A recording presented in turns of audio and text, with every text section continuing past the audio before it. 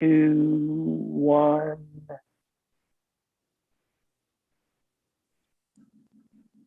You're live. Welcome, welcome, welcome, everyone, to the People's Water Board Water Wednesday. We have been doing this for a few months, every Wednesday, talking to people, trying to understand things about why we don't have affordable water and things like that, and why it's important to fight for affordable and clean water. So, welcome to our Water Wednesday. I'm here with Rosalind Walker. Hey, everybody. We are waiting on Nicole Hill to join us and Shannon Donnelly. Shannon Donnelly is going to talk to us about the water issues and the fights that she is working on close to her hometown.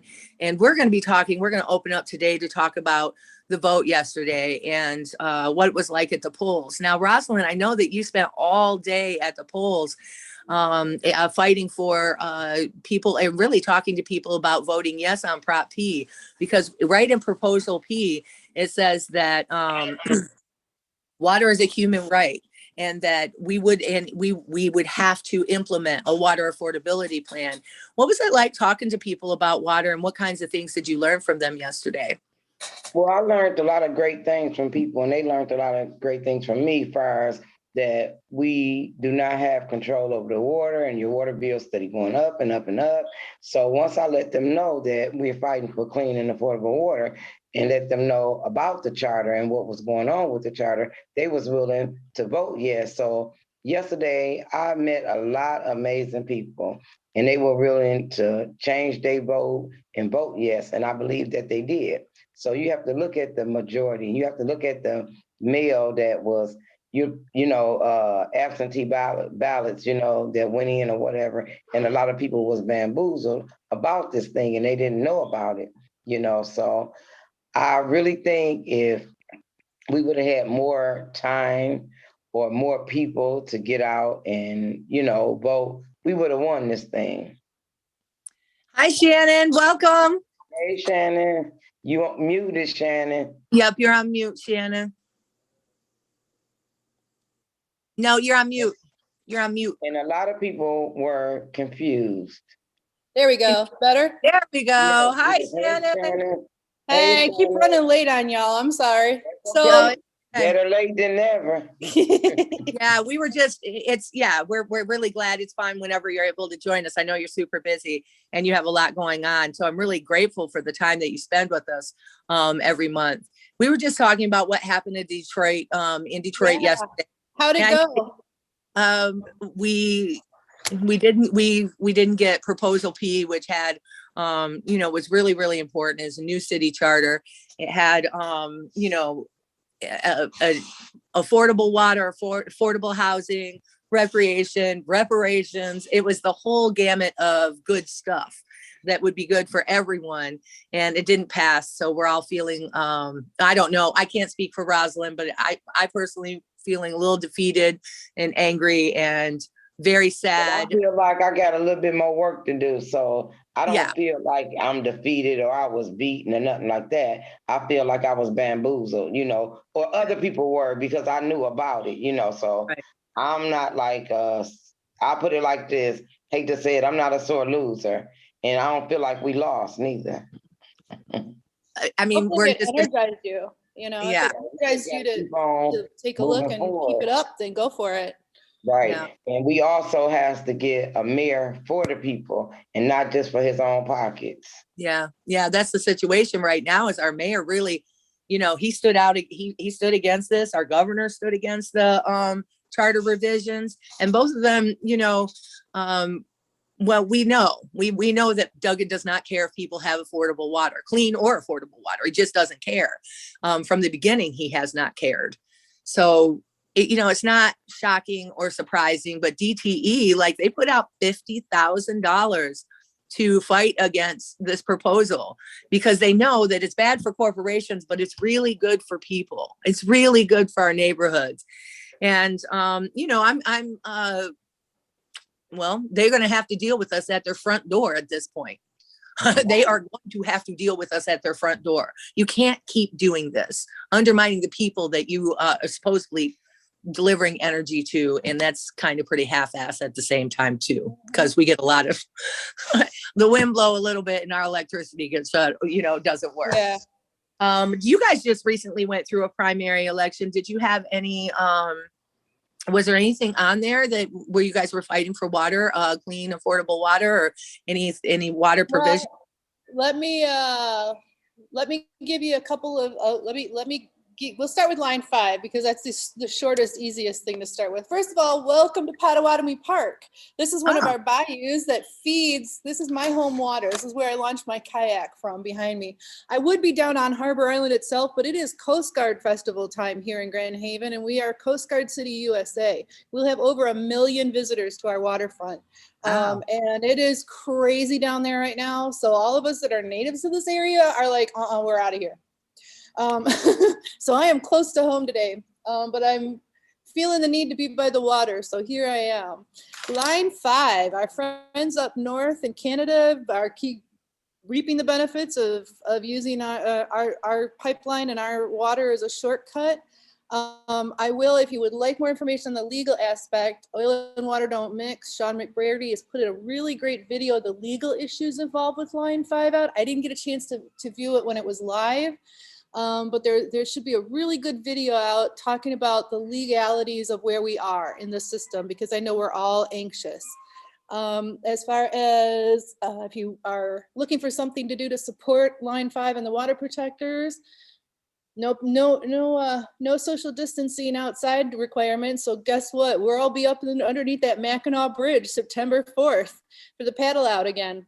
So bring those kayaks, bring your prayers, and bring your energy, and let everybody going over that bridge over Labor Day weekend that we need to shut down line 5, because people still think it's shut down. They think that, they were evicted, the governor told them to stop, and they stopped. No. Yeah. So We're that actually Water is Life is festival too. So we're actually having an art build here in Detroit tomorrow for the water, for the pipe out paddle protest for the line 5 event. Yes. We're preparing our very large orange signs. One, we have like a 40-foot long one that says down line 5, and we have like a 30-foot long one, and they're just massive, that say water is life. Plus we're preparing all of our light boards for Detroit Light Brigade and MyCats, Michigan Coalition Against Tar Sands action the day before the thing. So we're getting ready for it. And I wish we had a Muskegon and a Grand Haven or a Lakeshore Light Brigade, because things are heating up on Harbor Island. So I'll bring that up next with our primaries. But I wanted to go ahead and put a plug in for the Water is Life Music Festival that day as well. And then, if you're going to be up for the bridge walk, we always have people, they don't allow signs on the bridge, but we found creative ways to deal with that. Everything from wearing capes to aprons to, just bags, just to t-shirts, anything we can, so that people know, we're walking for the water today. That's right. So Muskegon, now here's the newest news from Muskegon County. Eggleston Township has had a visit from IPART, the Michigan team that is the PFAS response team, has been called to Eggleston Township in Muskegon County for PFAS numbers. So we have another hot spot over here for PFAS infiltration and numbers, as well as Harbor Island, my favorite subject. As if the coal ash trailing ponds weren't bad enough, they found PFAS, PFOS, cyanide, ammonia, and I can't remember the other one they found underneath the Board of Light and Power mess. Shannon. Yeah, so the more they dig, the bigger hole they're digging themselves, basically. Into. So the last two, the Board of Light and Power kind of takes its cue from the Grand Haven City Council, because it's a municipal power corporation. We don't have DTE, we don't have Con Ed, we have Board of Light and Power. 2 weeks ago at the council meeting, they had about 45 minutes to an hour's worth of people from the community speaking up against their bond proposal for $50 million for an office complex and 5 natural gas peaker plants on that site. And this was after they'd already been told that they have PFAS that needs to be cleaned up. And we need to get the island, we need to get that the toxicity levels down. Their bond issue only covers $5 million for cleanup of the site. You and I and everyone, and I mentioned you guys from the Flint, I mentioned Flint and Detroit and Kalamazoo River. We all know 5 mil isn't going to be enough. And they're like, well, we have another even kind of. and then then they were in the bond issue. Well, we've got cleanup costs in the bond issue. They really want to push this $50 million bond on the consumers and the ratepayers who are filling their coffers for them. And they're like, well, we've got 28 million in reserve and cash on hand. So we've got $33 million for PFAS cleanup. No, there's nowhere near, look, the ongoing cost. Kalamazoo is still not out of the woods. It's basically going to draw, it is basically the Kalamazoo River cleanup alone. Enbridge had to go to their insurance company and say, okay, we have another couple bill, Yeah. So I don't know what they're thinking. There is some hope on the horizon. We had primary elections here in Grand Haven for both the Board of Light and Power and the City Council. The first thing is, the city of Grand Haven, we've got, I don't know what the total population is, but we sent the City Council about 1,200 signatures with an advisory petition. We presented to them Monday night at their meeting. Yesterday's voter count, now this is for an August primary. I mean, it's not even, and who votes in August, right? We had over 2,500 people for voter turnout during Coast Guard Festival in August for just a primary. That should tell you something right there. The community is involved and they want to be heard on these issues. Right. Interestingly enough, the two incumbent city council members who were up for re-election during this primary, both of them made it through the primary, but only with 15 and 17% of the votes. Our newer, anti-power plant people took over 50% of the votes. That's great. 4 ways. So there is some hope for the city council. It also turned out to be a mandate to the Board of Light and Power too, because their two incumbents also did not, one of them didn't even qualify. They didn't make that 4-person cutoff. But the bottom two, again, our pro-power plant, they did not garner 50% of the votes for the Board of Light and Power. So what this says to me is, A, the community wants to be heard, and B, the community is on our side, and C, it was a mandate to those sitting officials that those people want you to put a pause on your plan. Yeah.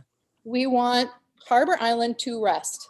And we are, now that we've got PFAS proof of PFAS and all the toxic chemicals, the businesses and industry are getting behind us because no one wants to be associated with the crazy mess that's out there.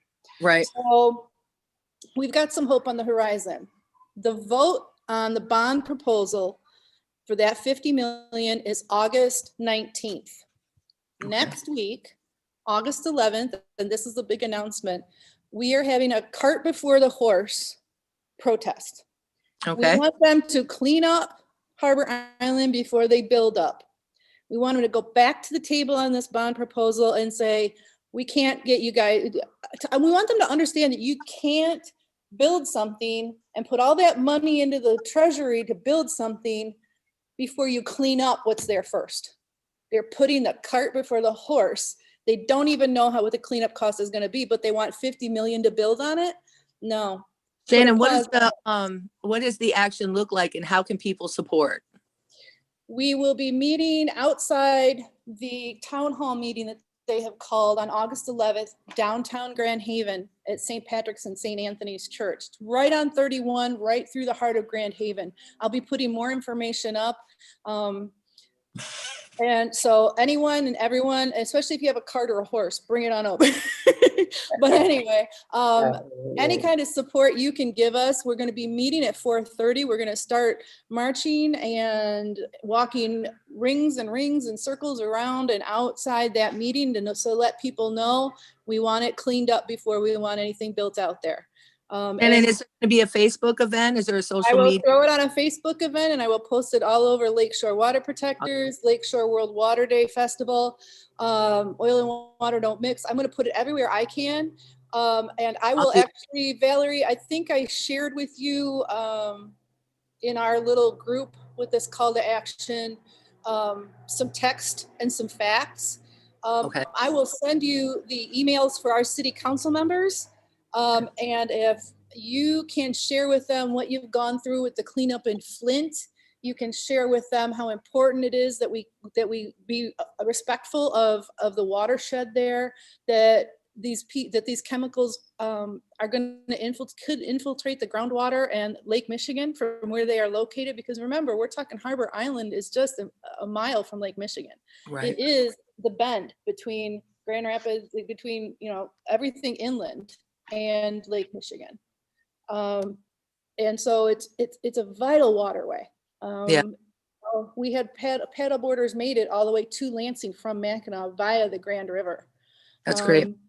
So anything everybody can do to help would be wonderful, especially I think when they hear that there is a group called Friends of Grand Haven, and that's Okay. what you guys are. And Shannon, especially excuse when me, you look at can where you we let are. some of the viewers know what the PFAS really is and why it's in the water? PFAS is I can't remember, it's an It's a inorganic chemical chain that they put of in the chemical. water for the water, It's a but they chemical that adding, enters the water and the water doesn't dilute it. It doesn't break down with water. That's why it's dangerous to humans. Once it gets in our bodies, it stays there. It accumulates. And it particularly likes to attack the endocrine system and the immune system and the reproductive systems. And so it's terribly, terribly dangerous. And we can't flush it out. There comes a point with lead where if you get a large enough concentration of good food and good nutrients, that the iron and the lead can bond in the bloodstream and they can start helping and negating those effects. PFAS, there is nothing to do that. When they have to dispose of PFAS chemicals commercially, they actually have to incinerate it because they have to get it to that heat to break those chemicals apart. And so biologically, whether it's a fish, whether it's a plant, whether it's humans, whether it's a bird, we can't get it out of our system. So it bioaccumulates. So as these chemicals are leached, whether we know the source or not, they will continue to spread. They can also go through the air, which was alarming to me when I was kayaking past the island and saw people, workers with big bulldozers moving all these ash piles around, and dust is flying everywhere, and there's no hazmat PPE on them. And I'm thinking, if you care so much about your employees, why aren't you protecting them while they're even mediating this stuff? Right. But Here, just a obviously, sec, Shannon, just a sec. I want to welcome Nicole. hi, Nicole. hey, Thank Nicole. thank you for joining us. All right, yeah, you're muted, Nicole. Sorry for being late. Like Don't- my housing choice voucher program was supposed to have came out and inspected to see if repairs were done, and they decided to do a pop-up today. Oh, okay.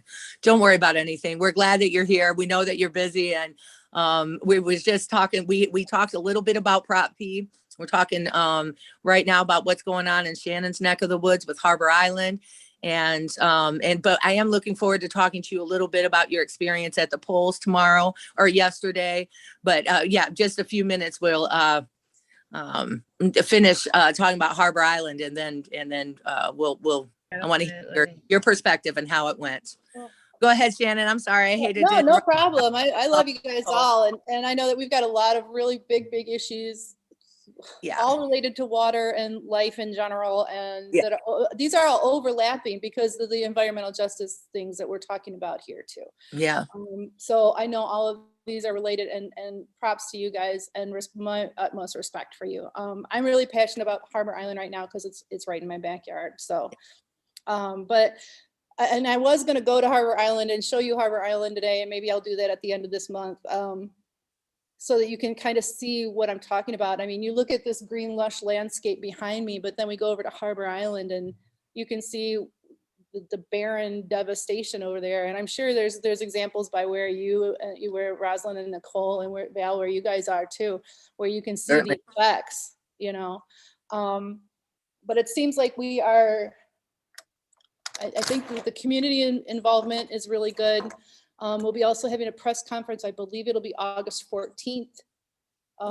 Talking more about the PFAS and the cleanup. But we really want to do the cleanup before the buildup action is next Thursday. We'll be gathering at 4:30 and walking across the street to where the city council will be having their town hall meeting with the Board of Light and Power. They will be taking public comment. They've actually allocated a certain amount of time for public comment. If you'd like to see more, there is a YouTube, City of Grand Haven YouTube channel. You can watch the previous city council meetings that will kind of show you what the people are saying. And I'm going to know that are listening, I'm going to, once she gets an event and things together for this action, I'm going to post it on our page, plus in the comments of this video. So folks just check back in the next day or so, and we should have, the People's Water Board will be sharing out that, Thank you. that conference, and definitely sharing out the action and sharing out ways for people to help and get involved. All of our, you know, we're also connected in our struggles because of the water. It's really, really the one thing that connects us all over the state. And it's so important that we're having this conversation, Shannon. Thank you. No problem. My pleasure. Thank you for all you guys are doing. Because, you know, if it weren't for Flint, I don't think the people of Michigan would have woken up. And it shouldn't have to take that kind of catastrophe to do this. Right. A poisoning of an entire city, and then everybody's like, wait a minute, what's happening? Whoa. And that's the thing, Grand Haven has, the people of Grand Haven have, our first experience with PFAS was when one of our elementary schools tested positive.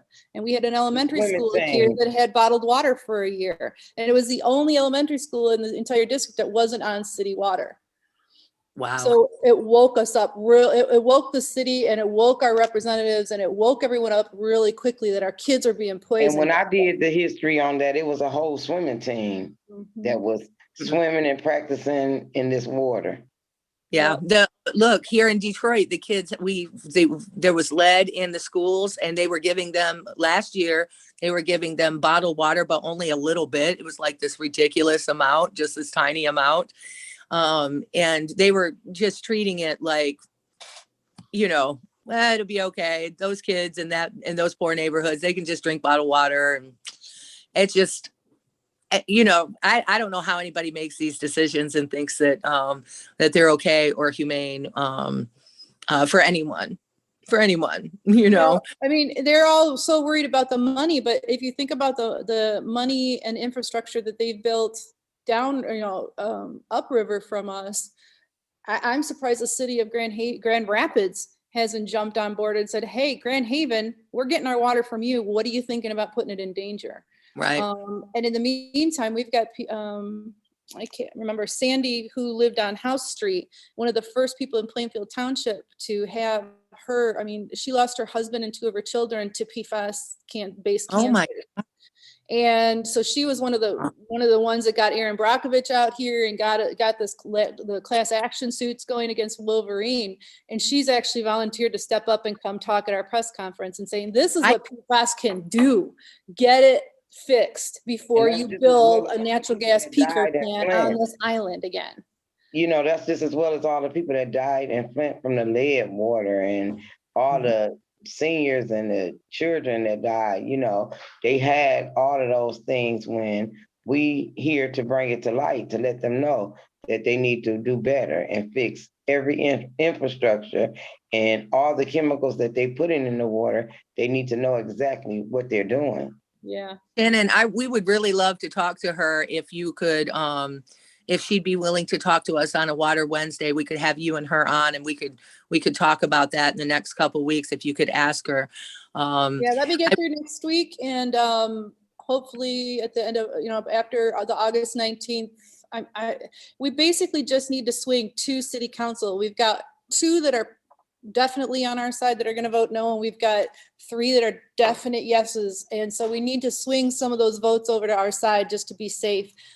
If they didn't listen to the people at the voting for the primary yesterday, then they're going to be listening next week when we are marching around for an hour. Their Right. city council meeting. They're going to notice when they have a press conference outside their front door, That's right. showing the world, hey, you know what? These are what these fools are doing. And we've got the other side of the state now that's got these poisons too. Solidarity, Shannon. That's wonderful. Show them. I mean, that's really what we're going to have to do. So, like Rosalind was saying about showing up on their front step, that's what we're going to do now. We about to do. Right.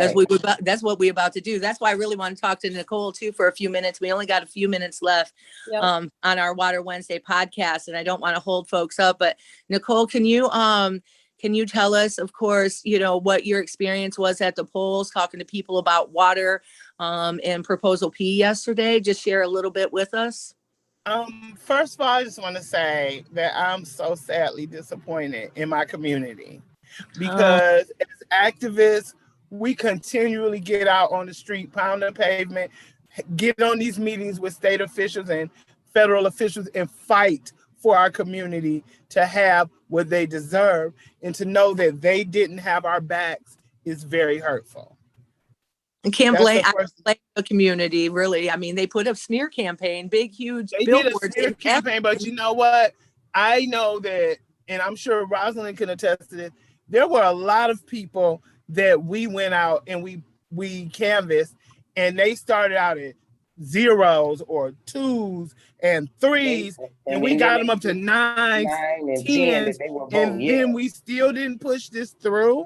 But these are the same residents that will complain about the issues. Even a lot of people that came out. We got to stand together. That's the only way we're going to get anywhere. And I found at the polls, when we went to 2 polling locations in my area. One is right around the corner from me on, I believe, Asbury Park and Warren. It's Ford Memorial Church, and the other one is on Tireman, and it's the Boys and Girls Club. And we had workers at both, and we connected via phone. There were other people out there passing out information for Prop P, but it was like, I know at the church, my team was telling me there was only one other person out there, and there were groups of people for other candidates out there. So we didn't even have the support to say that so many organizations were involved in promoting Proposal P. We didn't have the turnout we thought we would have. But even so, we had kept our heads up. I gave out several packs of information. I literally started at 8 o'clock in the morning before I even got the color pictures or the Riverwise. I was giving out the black and white ones. Then I took a break from my poll and went and got the colored flyers and continued to pass and I did not leave the polling location until 8:25 last night. And what I saw was that a lot of people were just kind of using excuses. And it's sad. They didn't know, or they was confused. And when you enlighten them, confused. But some of the people that were going in to vote, I took the time to walk with them, because I know they were on their way to vote, and I know some people were leaving their job temporarily to go vote. And I was letting them know this is vitally important. We need this. We have to have this. Our city cannot survive without something like this, because they will run our city into the ground. I talked to them about gentrification, we won't be left. They don't care if we literally, it's already falling and apart. I let them know that, and they're some people seem very sympathetic, and a couple people actually shocked me. A couple, and when I say a couple, I literally mean maybe 3, a few that came out and say, I voted yes on Prop P. voted yes, gave me the thumbs up. But a lot of the people were just kind of like, okay, I'll take this information, get out my face, I don't think we can't blame people for being confused. And this doesn't fall on the residents, not in my view at all. It's the corporations who literally put huge billboards in the community. Val. Well, that's what I said. It was Be honest, out maybe this is brought because out like it was point of okay to contention, vote maybe. no. And when you know what's in the charter and you know about the charter and what it consists of, then yeah, you want to vote yes.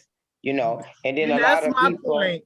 That's the main issue that upset me out of everything. If everyone that walked past me would have been an uninformed voter, I could understand them going with no, because that's what they saw. But a lot of these people were informed because I was taking the time to inform them. And some of the people, especially at the polling stations in my area, were people that I know I went out and canvassed and talked to. Mm-hmm. And they were all for it, but when they got up there, it's like they got shook. Well, it's 12:32 and I don't want to hold folks longer. What a very important conversation and really Rosalind and Nicole, thank you for spending the day out in the polls and trying to push it. We're, the people who did that, they're the heroes of the day. We at least tried, and it's sure as hell not over. It's sure as hell not over. BTE, expect to see it at your front door. Expect.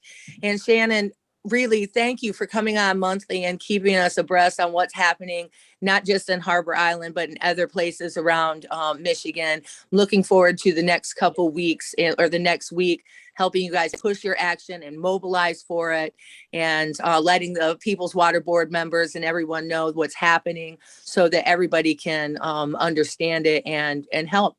United, we can get things done. We really do. Right. We really can. We can push the needle as we go. We really need to. Right. That's right. I'll keep thinking about you guys too, and how we can help, in the next couple weeks. But I'm going to work. I got to protect my river. We got to protect this waterway over here. Yes, right. We've worked too hard, and it's too. Like you said, walking for the waterways water. aren't protected. There's no need for a water affordability plan if the waterways aren't protected. That's right. Thank you. That's right. Thank you for understanding that, because I feel so bad because I don't think, people up north are, there's people in the state that are like, well, this isn't a water protector issue. It's not line 5. Like, heck, it's not a water protection issue. If you saw if you look at a map of the Lower Peninsula and you start in Lake Michigan and you start moving and watching how big the Grand River is, you notice real quick how much the Grand River means to this Lower Peninsula. So it's a water protection issue in general, and we all need to be there for it. So yeah, but it's all connected, and we're all, it's all connected because we're a part of a filthy, rotten system that doesn't care if folks have clean, affordable water. And they just don't care. Yeah. Thank you, everyone. We're looking forward to seeing everyone again next Wednesday. Thank you, Shannon. Thank you, Rosalind. Thank you, Nicole, for all of your work that you do for all of us. I love you all. We'll see everybody soon. For the man in the background, Lou. Thank you. Love you all. Yes, we can't forget Lou, the man.